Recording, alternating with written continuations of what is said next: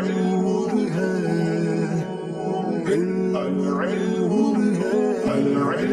الله الرحمن الرحيم. اللهم صل على سيدنا ومولانا محمد أفضل صلواتك بعدد معلوماتك وبارك وسلم وصل عليه. بسم اللہ الرحمن الرحیم. عزیز طلباء کرام، مختارات من ادب العرب سے بحمد اللہ تعالی آج ہمارا سبق نمبر 3 ہے، اور آج سے ہی ہم اپنے کتاب کی باقاعدہ ابتدا کر رہے ہیں مقدمۃ الکتاب سے. مقدمۃ الکتاب چونکہ طویل ہے اس لیے کئی دروس پر مشتمل ہوگا انشاءاللہ العزیز، تو اس وجہ سے میں نے مقدمۃ الکتاب کے ساتھ بین القوسین الدرس الاول وہ لکھ دیا ہے تاکہ آپ حضرات کے لیے اس کو سمجھنے میں اور ڈھونڈنے میں آسانی ہو. تو آج ہمارا مقدمۃ الکتاب سے یہ پہلا ہی درس ہے. مقدمہ یہ ہر شے کے شروع، پیشانی اور دیباچے کو کہا جاتا ہے، اس کی جمع مقدمات آتی ہے. جی تو بڑھتے ہیں اپنے سبق کی طرف، اگلے سلائیڈ کی طرف.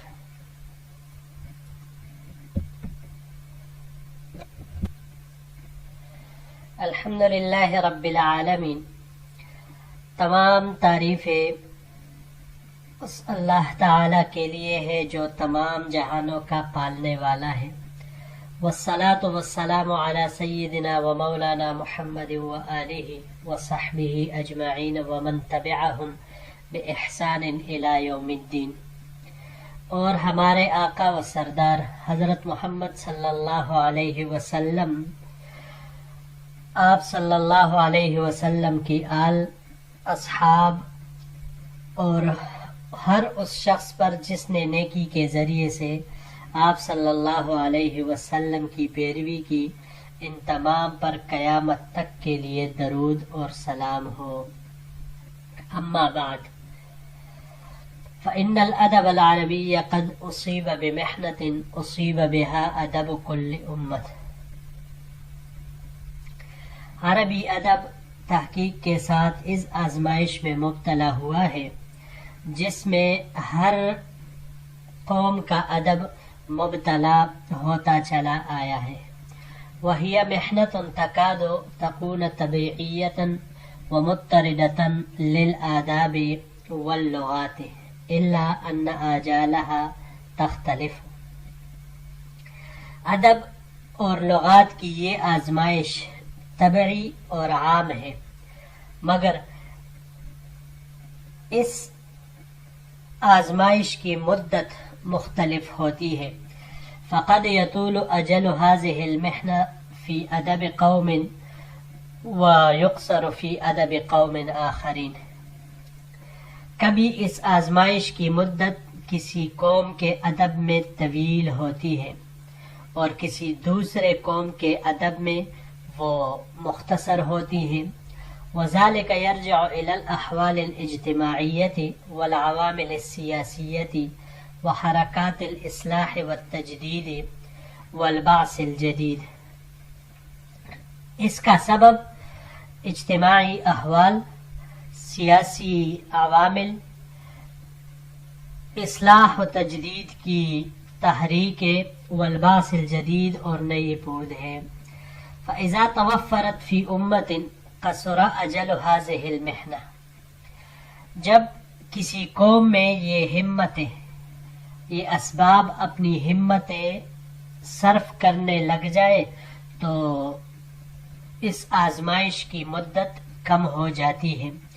وإذا فقدت أو ضعفت طال أمد هذه المحنة وطال شقاء الأدب والأمة بها.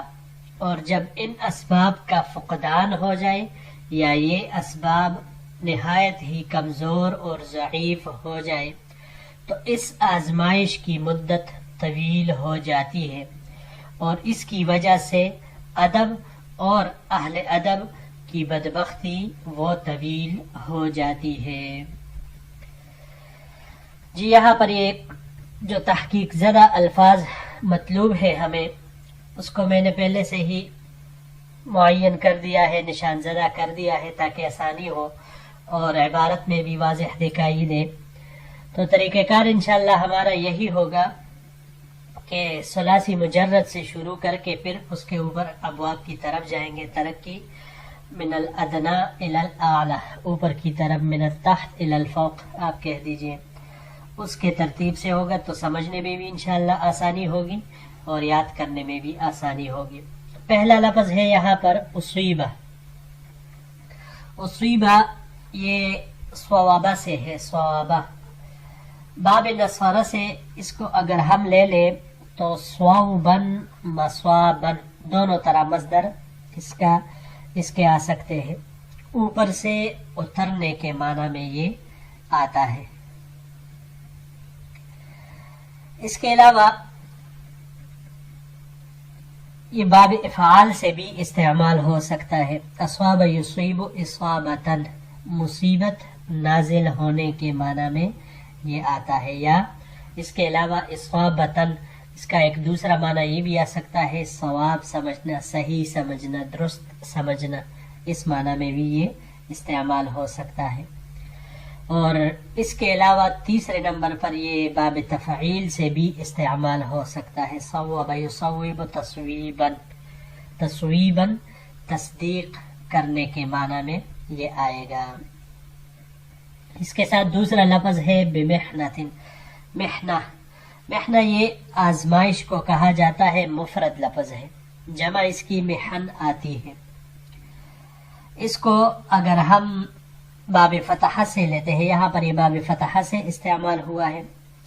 باب فتحہ سے محنن یہ آزمانے کو کہا جاتا ہے، آزمائش، آزمانا. اور دوسرے نمبر پر یہ باب افتعال سے استعمال ہو سکتا ہے. مصدر اس کا آتا ہے امتحانن، آزمائش کرنے کے معنی میں یہ استعمال ہوتا ہے. اگلا لفظ ہے جی مضطردتن. مضطردتن یہ عام کو کہا جاتا ہے، عام. مختلف ابواب سے اس کا بھی استعمال ہے. پہلے ہم لیتے ہیں اس کو باب نصارہ سے. نصارہ سے اس کا مصدر دو طرح سے آتا ہے، طردن یا طرادن. دونوں کا معنی ہوگا دور کرنا، دھتکارنا.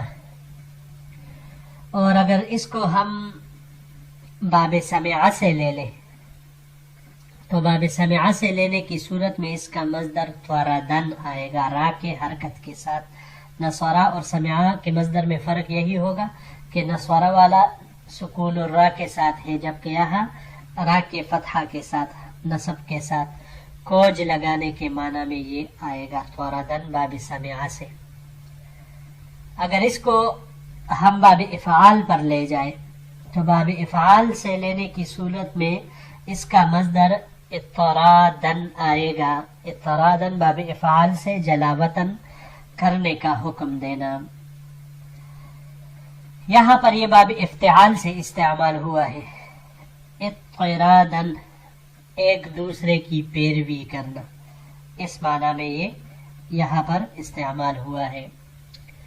اس کے علاوہ ہم اس کو باب تفعیل سے بھی لے سکتے ہیں. تطریدن مصدر اس کا آئے گا اٹھانے کے معنی میں. اور باب استفعال سے بھی یہ استعمال ہو سکتا ہے، استطرادن.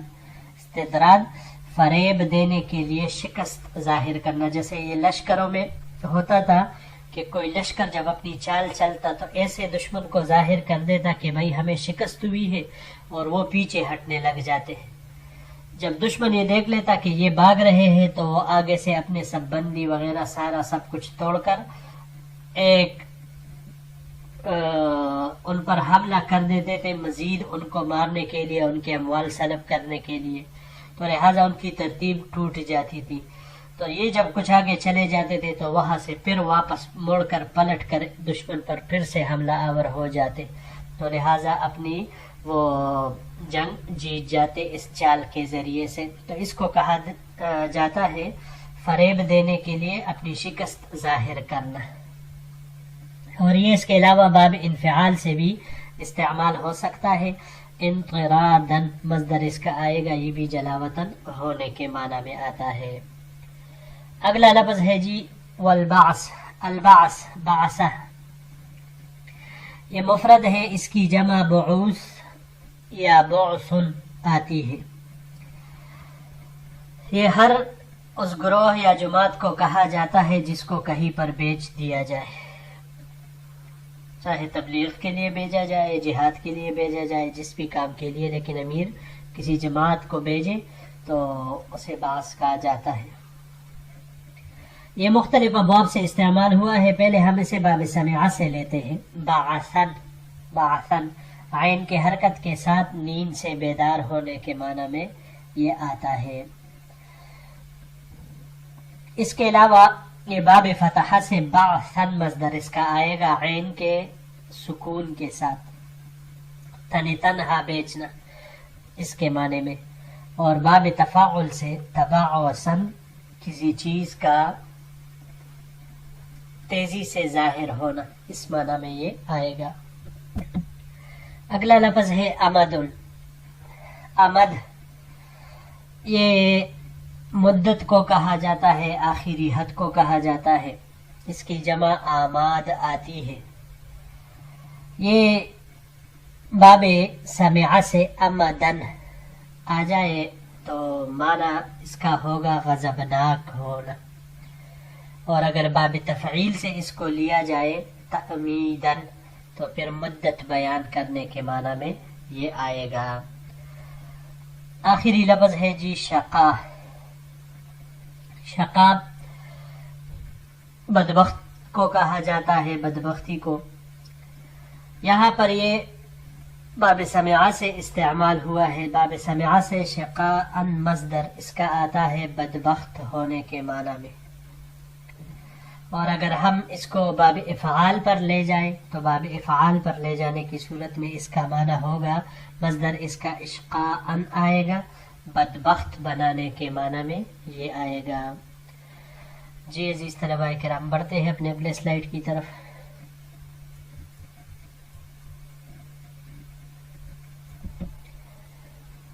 إن هذه المحنة هي تسلط أصحاب الصناعة والتكلف على هذا الأدب، یہ آزمائش ان اہل صناعت و تکلف کا اس ادب پر قبضہ اور اقتدار ہے، الذین یتخذونہ حرفة وصناعة ویحتکرونہ احتکارا، کہ جنہوں نے اس ادب کو پیشے اور کاریگری کے طور پر لیا ہے اور اس کو بلا شرکت غیر اپنے لیے خاص کرتے ہیں، وَيَتَنَافَسُونَ فِي تَنْمِيقِهِ وَتَحْبِيرِهِ لِيُثْبِتُوا بِهِ بَرَاعَتَهُمْ وَتَفَوُّقَهُمْ وَيَصِلُوا بِهِ إِلَىٰ أَغْرَاضِهِمْ،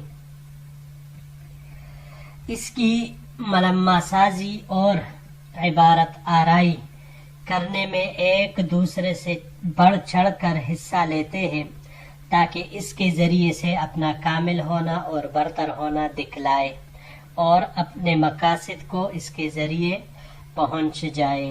وَيَسْتَمِرُّ ذَلِكَ وَيَسْتَفْحَلُ حَتَّى يَصْبَحُ الْأَدَبُ مَقْصُورًا عَلَيْهِمْ مُخْتَصًّا بِهِمْ، یہ معاملہ اسی طرح چلتا رہتا ہے اور سنگین ہو جاتا ہے یہاں تک کہ ادب انہی لوگوں تک محدود اور خاص ہوتا چلا جاتا ہے۔ وَيَأْتِي عَلَى النَّاسِ زَمَانٌ لَا يَفْهَمُ مِنْ كَلِمَةِ الْأَدَبِ إِلَّا مَا أُثِرَ عَنْ هَذِهِ الطَّبْقَةِ مِنْ كَلَامٍ مَصْنُوعٍ أَوْ أَدَبٍ تَقْلِيدِيٍّ لَا قُوَّةَ فِيهِ وَلَا رُوحٌ وَلَا جِدَّةَ فِيهِ وَلَا طَرَفَ وَلَا مَتْعَةَ فِيهِ وَلَا لَذَّةَ۔ پھر یہاں تک لوگوں پر ایک ایسا دور آ جاتا ہے کہ جس میں ادب کے کلمہ سے وہی کچھ سمجھا جانے لگتا ہے جو اس طبقہ سے منقول ہوتا ہے، یعنی بناوٹی کلام، مصنوعی بناوٹی کلام، تقلیدی ادب جس میں نہ کوئی جدت ہوتی ہے اور نہ کوئی وہ روح ہوتی ہے، نہ کوئی طاقت ہوتی ہے، نہ اس میں کوئی جدت ہوتی ہے اور نہ اس میں کوئی نیا پن ہوتا ہے، اور نہ ہی اس میں کوئی نفع ہوتا ہے اور نہ ہی اس میں کوئی لذت ہوتی ہے. ایسی ان تمام چیزوں سے خالی ادب وہ لوگوں کے سامنے آنے شروع ہو جاتی ہے. جی یہاں پر یہ پہلا لفظ ہے احتکارن. حکرہ اس کا ماضی ہے. باب ضربہ سے حکرن اس کا مصدر آتا ہے یہ ظلم کرنے کے معنی میں یا گھٹانے کے معنی میں. اس کو اگر ہم باب سمعہ پر لے جائے تو ضربہ سے حکرن مصدر اس کا آتا ہے اور باب سمعہ سے حکرن کاف کے حرکت کے ساتھ یہ اصرار کرنے کے معنی میں آتا ہے. یہاں یہ باب افتعال سے استعمال ہوا ہے احتکارن. احتکار کہتے ہیں مہنگا بیچنے کے لیے کسی چیز کو اپنے پاس سٹور کرنا، جمع کرنا کہ بھائی جب اس کی قیمت بڑھ جائے میں تبھی اس کو بیچوں گا. ذخیرہ اندوزی جسے کہا جاتا ہے. اگلا لفظ ہے یتنافسون. باب نصارہ سے نفسن یہ استعمال مصدر اس کا آتا ہے نظر بد لگانا. نفسن نظر بد لگانا باب نصارہ سے. اور اگر باب سمعہ سے اس کو ہم لیں تو نفسن آئے گا. نفسن یا نفاسیتن دونوں طرح کے مصادر اس کے استعمال ہوتے ہیں. بخل کرنے کے معنی میں پھر یہ استعمال ہوگا. باب کرما سے نفاستن نفوسن نفیس اور مرغوب ہونے کے معنی میں پھر یہ آئے گا. اگر اس کو ہم باب تفعیل سے لے لیں تو باب تفعیل سے تنفیسن یہ غم دور کرنے کے معنی میں استعمال ہوگا. اور اگر باب تفعل سے ہم اس کو لے لیں تفعل تو تنفسن سانس لینے کے معنی میں پھر یہ استعمال ہوگا. اور باب مفاعلہ سے بھی اس کو ہم استعمال کر سکتے ہیں. باب مفاعلہ سے منافستن باہم فخر کرنے کے معنی میں. یہاں پر یہ باب تفاعل سے استعمال ہوا ہے تنافسن. وفی ذالک فلیتنافس المتنافسون جیسے قرآن کریم میں دوسری جگہ استعمال ہوا ہے. تنافسن مصدر اس کا باب تفاعل سے آئے گا بطریق مقابلہ کے رغبت کرنا اس کے معنی میں آئے گا. اگلا لفظ ہے جی تنمیق. نمق سے ہے یہ. باب نصفرہ سے نمقن. نمقن لکھنے کے معنی میں یہ آتا ہے. اور باب تفعیل سے اگر اس کو ہم لے لیں تنمیقن مصدر پھر اس کا آئے گا. یہاں یہ باب تفعیل سے ہی استعمال ہوا ہے. یہ کہتے ہیں کتاب کو خوبصورت کرنے کے، مزین کرنے کے، منقش کرنے کے معنی میں یہ آتا ہے. اگلا لفظ ہے جی و تحبیری. تحبیر حبرہ سے ہے. باب نصرہ سے حبرن منقش کرنے کے معنی میں آتا ہے. اور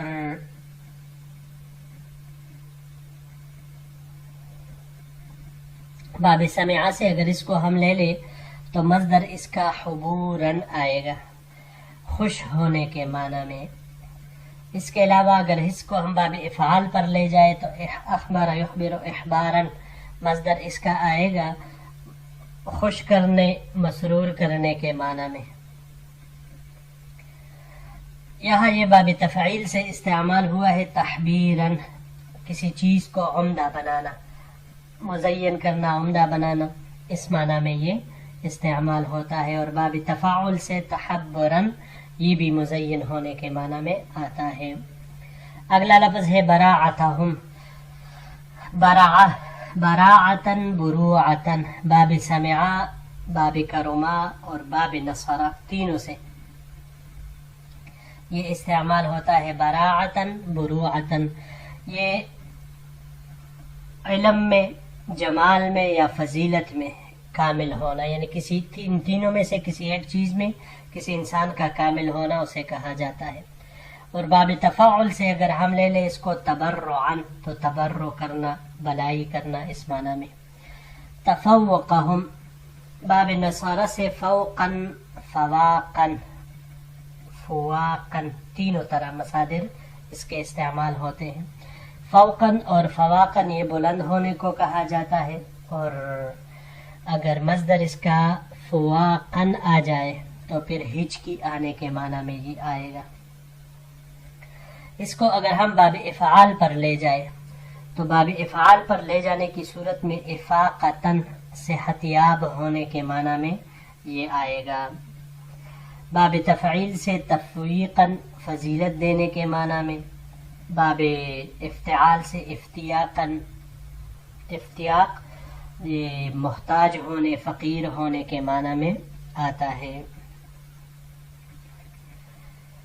اس کے علاوہ یہ یہاں باب تفاعل سے استعمال ہوا ہے تفوقاً اپنی برتری دکھلانا کسی کے اوپر، اس معنی میں یہ استعمال ہوتا ہے. اور اس کے علاوہ یہ باب انفعال سے بھی استعمال ہو سکتا ہے انفیاقاً لاغر کمزور ہونے کے معنی میں. اگلا لفظ ہے جی یستفحل، فحل سے ہے. فحلن یہ باب استفعال سے یہاں پر استعمال ہوا ہے استفحالن بڑا ہونے کے معنی میں. اور اگر اس کو ہم باب تفاعل سے لے لے تفحلن تو سانڈ کے مشابہ ہونا، اس کے معنی میں یہ آتا ہے. تقلیدی قلد یقلد تقلیدا یہ باب تفعیل سے یہاں پر استعمال ہوا ہے گلے میں ہار ڈالنے کے معنی میں یہ آتا ہے. باب ضربہ سے اگر اس کو ہم لے لیں تو قلدن بٹنے کے معنی میں یہ آئے گا پھر. اور اقلادن اقلاد البحر استعمال ہوتا ہے عربی میں سمندر میں غرق کر دینے کے معنی میں، تو باب افعال سے یہ اسی معنی میں آئے گا. اور اگر باب تفاعل سے لے لے تقالدن تو پھر باری باری آنے کے معنی میں ہوگا. طرافتہ باب ضربہ سے طرفن یہ تماچا مارنے کے معنی میں آتا ہے یا ہٹانے کے معنی میں. یہ باب کرمہ سے یہاں پر استعمال ہوا ہے طرافتن.